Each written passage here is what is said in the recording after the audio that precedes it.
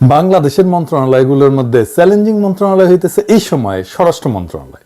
কেন যে হাঙ্গেরি উপদেষ্টা এই মন্ত্রণালয় নিচে জানি না, বেচারার জন্য আমার মায়ে লাগে।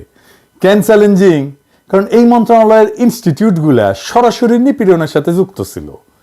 পুরা পুলিশ বাহিনী থানা টানা ফেলায় পলায় গেছে, ট্রাফিক পুলিশ পর্যন্ত পলায় গেছে। জনগণের মধ্যে পুলিশ সম্পর্কে ঘৃণা এমন চরম পর্যায়ে পৌঁছাইছে যে পুলিশ থানায় বসতে ভয় পাইতেছে। পুলিশ মারাও গেছে অনেক, মায়ের ট্যাঙ্কে রেখেছে। শুধু তাই না, হাসিনা পলায়নের পরে আনসার বিদ্রোহ সামলাইতে হয়েছে। আমি পুলিশ সংস্কার নিয়ে একটা এপিসোড করেছিলাম, এই যে এটা সাজেশন দিছিলাম ছাত্রদের মধ্যে থেকে কিভাবে পুলিশ নিয়োগ দেওয়া যায়। সরকার ট্রাফিক পুলিশ ওই আইনেই নিয়োগ দিছে, আমারটা দেখে দিছে কিনা জানি না, দিলে ভালো, না দিলে অসুবিধা নাই।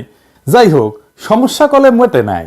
পুলিশের মরাল বাড়ানোর চেষ্টা না করলে, পুলিশের সাথে জনগণের দূরত্ব না কমলে দীর্ঘমেয়াদে বাংলাদেশে বড় ধরনের সংকট তৈরি করবে। আমাদের হইতে হবে সৃজনশীল এই সমস্যা মোকাবেলার জন্য। আমি এটা নিয়ে স্বরাষ্ট্র উপদেষ্টার সাথে সরাসরি কথা কইতে চাইছিলাম, তো উনাদের তো মেলা কাম আর কি চাও, উনারা মেসেজ পাঠাইছিলাম। তো স্বরাষ্ট্র উপদেষ্টা আমার ফোন দেওয়ার টাইম হয় নাই। আমি একটা জিনিস বুঝি না, ওনারা তো পলিটিশিয়ান না, পাবলিক ফিগার না, যে এলাকায় যাইতে হয়, দলের লোকদের টাইম দিতে হয়, মিটিং করতে হয়, রাজনীতি করতে হয়, তারপরেও ওনারা টাইম পান না। আমি নিজে থেকে কতজনের সাথে কথা বলি, দেখেন শহীদ পরিবারের সাথে কথা বলি, আপনারা তো জানেন। এমনকি আমি একদম মাঠের কর্মীদের সাথে কথা বলি, আন্দোলনে মাঠের ছাত্রদের অনেকের সাথে কথা বলি। আমি টাইম পাই, ওনারা টাইম পান না। তবে একটা পলিসি হিসাবে আমি নিজে থেকে উপদেষ্টাদের ফোন টোন দিই না, ওনারা দেন। ওনারা যদি ফোন দেন তাইলে টাইম দিই। দায়টা ওনাদের, আমার না। ওনারা দায় বোধ করলেই আমি ওনাদের সাহায্য করব। এমনকি আমি প্রফেসর ইউনূসেরও বলছি যে স্যার, আপনার প্রয়োজন হইলে আমরা কল দিয়েন বা মেসেজ পাঠাইন, যদি কখনো মনে করেন, যদি মনে করেন আমার সাথে আলাপ করার দরকার আছে, কল দিয়েন, আমি আছি। তবে উনি জানাইছেন আমার এই যে ওনার সরকার নিয়ে আমার এই ক্রিটিসিজম গুলো জরুরি আর দরকারি মনে করেন। উনি বলছেন আমি যেন এই কাজটা চালায় যাই। তো যাই হোক, প্রফেসর ইউনূসকে ধন্যবাদ। আপনাদেরও জানা থাকলো যে ওনার সাথে আমার যোগাযোগটা আছে আর কি। যাই হোক, এখন আমার ক্ষুদ্র ভ্রাতার ভগিনীরা কইতে পারে যে দাদা, আপনি উপরে উপরে সমালোচনা করেন, এত বাম্বু দেন আর তলে তলে টেম্পু চালান। যাই হোক, প্রসঙ্গে আসি, কেমনে পুলিশের মরাল বাড়ানো সম্ভব আর জনগণের সাথে দূরত্ব কমানো সম্ভব। স্বরাষ্ট্র মন্ত্রণালয়ের যারা আছেন তারা একটু দেখেন, অল্প একটু সময় না নিচ্ছে, ধরেন নষ্টই হইল আর কি, তাহলে দেখেন না কি কই। এই পরিকল্পনা যদি গ্রহণ করেন, তাহলে এই পরিকল্পনা গ্রহণ করলে এটা ইউনিক মডেল হবে সারা দুনিয়ার জন্য। দুনিয়ার কোথাও এই মডেল বা পরিকল্পনা কখনো বাস্তবায়িত হয়নি।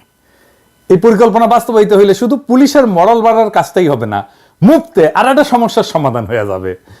তো এই কথাটা কওয়ার সময় আমি আমার প্রফেশনাল পেশাদার জীবনের, প্রফেশনাল ক্যারিয়ারের একটা বেদনার কথা বলি আর কি, আমার ক্ষুদ্র ভ্রাতার ভগ্নীদের জন্য। আপনারা হয়তো সৃজনশীল কোনো সমাধান দিলে ইনকা একটা প্রবলেমে পড়তে পারেন। আমি যতগুলো ইউনিক সলিউশন দিছি আমার পেশাগত জীবনে, বেশিরভাগ ক্ষেত্রে উত্তর আসিছে আমার বসদের কাছ থেকে যে এটা কেন আর কেউ আগে করে নাই। তো বিজনেস ওয়ার্ল্ডেও কলে ভালচুন কম নাই, বুঝছাও। তো যাই হোক, আসেন পরিকল্পনায়। আমাদের 639টা থানা আছে পুলিশের। এছাড়া বাংলাদেশের দাঙ্গা মোকাবেলার জন্য এই যে বিশেষায়িত পুলিশ ইউনিট আছে, যার নাম হচ্ছে আর্মড পুলিশ ব্যাটালিয়ন বা এপিবিএন। এপিবিএন এর অধীনে 14টা ব্যাটালিয়ন আছে, মোট 64টা পুলিশ লাইন আছে। এছাড়া মেট্রোপলিটন এলাকাগুলোর জন্য আলাদা পুলিশ লাইন আছে। এছাড়া হাইওয়ে পুলিশ আছে, ইন্ডাস্ট্রিয়াল পুলিশ আছে, রেল পুলিশ আছে, ফাইনালি সারদায় পুলিশ একাডেমি আছে। এছাড়া দেশের বিভিন্ন স্থানে আঞ্চলিক পুলিশ প্রশিক্ষণ কেন্দ্র আছে। তো সারদা পুলিশ একাডেমি নিয়ে আমার একটা বিষয় ছিল, আমার ভিডিও যারা হাসিনার আমলে দেখেছেন তারা জানেন, আর কইলাম না। তো এডিটর সাহেব না ঘোড়ার আওয়াজ দেন না, বুঝছাও। এটা এখন আমার যারা পুরানা দর্শক তারা জানে এটা কি। প্রফেসর ইউনূসের উপদেষ্টা মন্ডলী শুনে রাখেন, হাসিনার মন্ত্রীদের কালে ওই সারদা একাডেমির ঘোড়ার থেরাপি দিতাম নিয়মিত। এডিটর সাহেব আর এবার সাউন্ড দেন, আপনাদের যেন দিতে না হয়। আমি কালে থেরাপি দিতে দ্বিধা করবো না, বুঝাও। শুনে নিয়েন এই থেরাপিটা কি জিনিস। যাই হোক, এই সমস্ত জায়গায় যেগুলো কথা কইলাম, এই যে পুলিশের যতগুলো অফিস আছে, থানা আছে, ইত্যাদি ইত্যাদি, এই জায়গায় মূলত থানাগুলোতে যোগ্যতা অনুসারে 2 বা ততোধিক এই বিপ্লবে আহত ছাত্রদের নিয়োগ দেওয়া হোক পাবলিক রিলেশনস অফিসার হিসেবে। সারদা একাডেমি এবং পুলিশ ট্রেনিং একাডেমিগুলোতে ট্রেনার হিসেবে নিয়োগ দেওয়া যেতে পারে, পুলিশ লাইনে সাপোর্ট স্টাফ হিসাবে। কিন্তু থানাগুলোতে যেখানে জনগণের সাথে যোগাযোগ, সেখানে পাবলিক রিলেশনস অফিসার হিসাবে। পুলিশ নিজে দেখবে তাদের দানব হয়ে ওঠার ফল কি হয়েছে। তাদের সামনে নিরন্তর একটা জ্বলন্ত উদাহরণে ঘুরে বেড়াবে আহত ছাত্র জনতা। পুলিশের মধ্যে রিমোর্স বা অপরাধ বোধ ঢুকবে। তারা এরপরে নির্মমতা করতে গেলে ওই আহতদের ছবি তাদের চোখের সামনে ভেসে উঠবে। আবার উল্টা দিকে দেখেন, একজন সাধারণ মানুষ যখন থানায় সেবার জন্য আসবে, সে দেখবে এই বিপ্লবে আহত ছেলেদের কাজ করতে, সেবা দিতে। স্বাভাবিকভাবেই জনতার হৃদয় আর্দ্র হবে, পুলিশের প্রতি তার কঠোর মনোভাব পরিবর্তিত হবে এবং জানবে আহত ছাত্র একজন পুলিশ। পুলিশের জনবিচ্ছিন্নতা কাটবে। এই আহত ছাত্ররা বিশেষ পোশাক আর টুপি পরতে পারে, যেমন লাল টুপি পরতে পারে। এই ব্রিগেডের একটা আলাদা নাম দেওয়া যেতে পারে, যেমন ধরেন জুলাই ব্রিগেড। ভেবে দেখেন, দাঙ্গা পুলিশের অপারেশন হয়ে যাচ্ছে কোথাও, আর দাঙ্গা থামাইতে সামনে ক্র্যাশে ভর দেওয়া 10-12 জন জুলাই ব্রিগেডের সদস্য আহত ছাত্র জনতা। ওইখানে পুলিশের কোনো অ্যাকশনে যাইতে হবে না।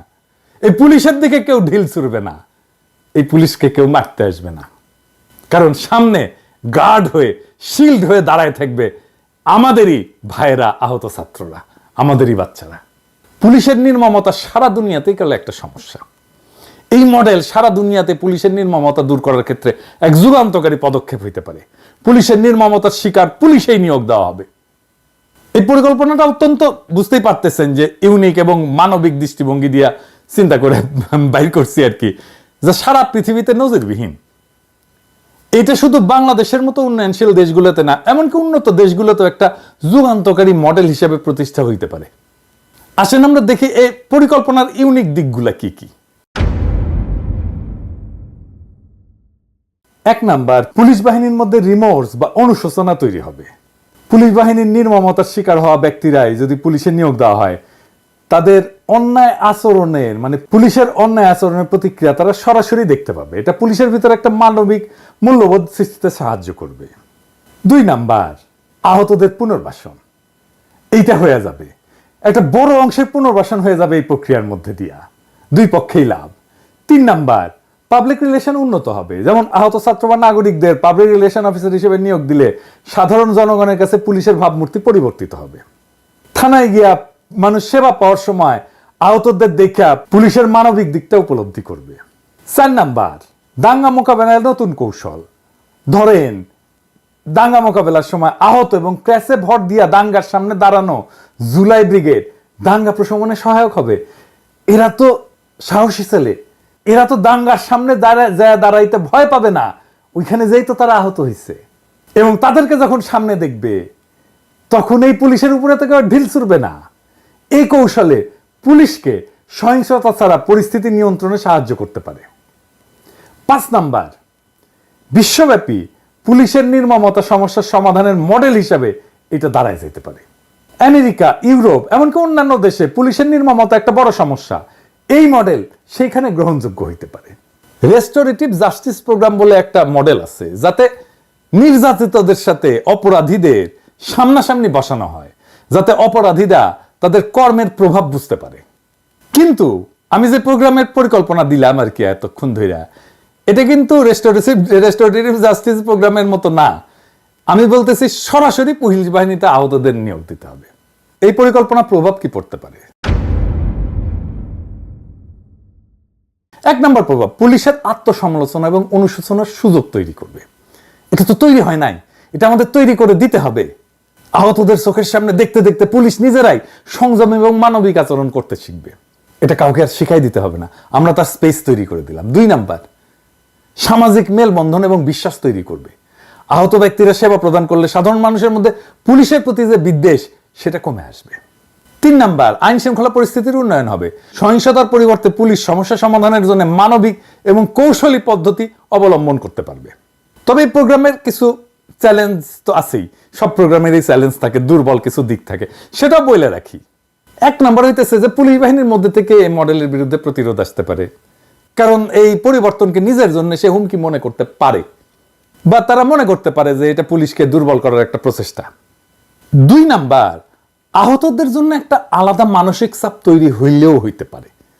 আমি ঠিক শিওর না যে আহতরা তাদের নির্যাতকের সাথে কাজ করতে গিয়ে আলাদা কোনো মানসিক চাপের মধ্যে পড়ে কিনা, এটা পরীক্ষা করে দেখতে হবে। তাইলে এটাকে কিভাবে ইমপ্লিমেন্ট করা যায়, এটাকে কিভাবে বাস্তবায়িত করা যায়। আমি যদি এটা ইমপ্লিমেন্ট করতাম তাহলে আমি পাইলট প্রজেক্ট করতাম, মানে শুরুতে কয়েকটা থানায়, ধরা যাক 10টা থানায় বা বিশেষ ইউনিটে এই মডেল চালু করতাম, ফলাফল মূল্যায়ন করে পরবর্তীতে এটা বিস্তৃত করতে পারতাম। এবং এই 10টা থানায় নিজেদের মধ্যে একটা প্রতিযোগিতা হইতো যে কে ভালো রেজাল্ট দেখাইতে পারে। দেখতেন এটার মধ্যে 2টা খুবই ভালো করছে, 2টা খুবই খারাপ করছে, আর বাকিগুলো মাঝারি। যে 2টা খুবই ভালো করছে সেই 2টা আসলে কি মডেল ফলো করছে, কিভাবে ইমপ্লিমেন্ট করছে, সেই শিক্ষাটা কাজে লাগতো। আর আমরা মিডিয়ার মাধ্যমে জনগণের কাছে এই পরিকল্পনা গুরুত্ব তুলে ধরিয়া এই মডেলের বাস্তবায়নে তাদের সমর্থন আদায় করতে পারতাম। আমরা ইউনেস্কো বা জাতিসংঘের মতো আন্তর্জাতিক সংস্থাগুলোর কাছে এই মডেল তুলে ধরে বৈশ্বিক স্বীকৃতি অর্জনের চেষ্টা করতে পারতাম। মেলা কিছুই করা যায়, তাই ফ্রি দেই তো পরিকল্পনা, তাই কেউ পাত্তা দেয় না আর কি।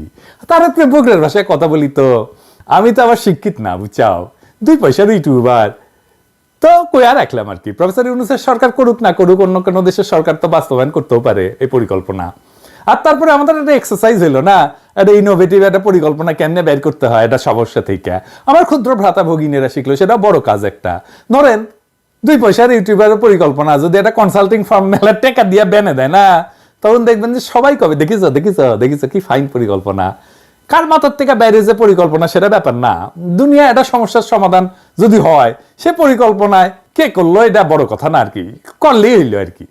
তবে এই সরকারের সমস্যার এরকম ইনোভেটিভ বা সৃজনশীল সমাধান বের করে দেওয়ার চেষ্টা করব। খালি জায়গায় বসে আওয়াজ দিয়ে নেবেন, বান্দা হাজির থাকবে।